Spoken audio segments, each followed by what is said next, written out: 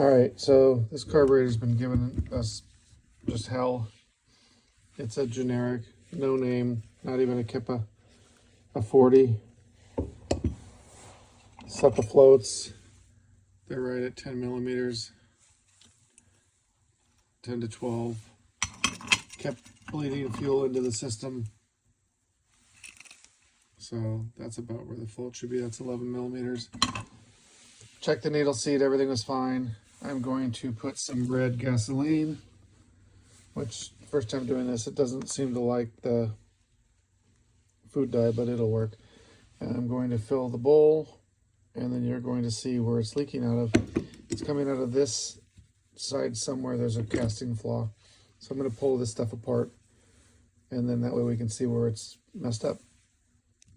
All right, I pulled the auxiliary vent, the venturi, because that wasn't making it leak. The main jet feeds the fuel in, auxiliary vent pulls it through with air and down.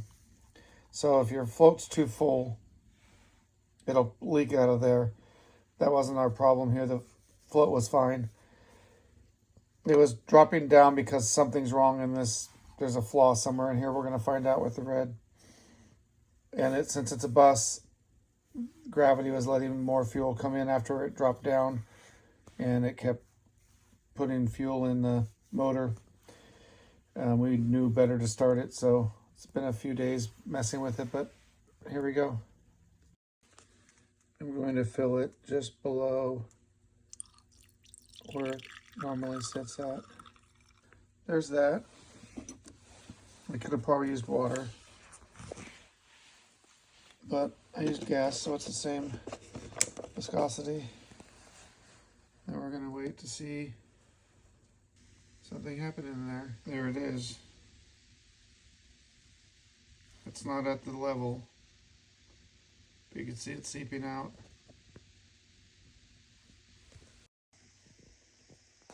You can see it just running out.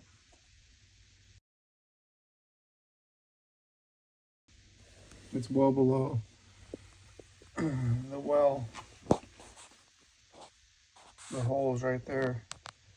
The fuel comes out of, which is that hole.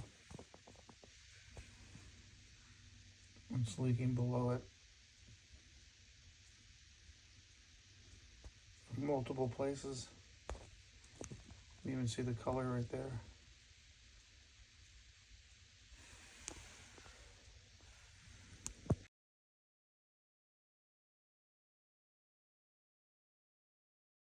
It's been about 10 minutes now. You can see some red towards the bottom. It's been about 10 minutes now. You can see some red towards the bottom.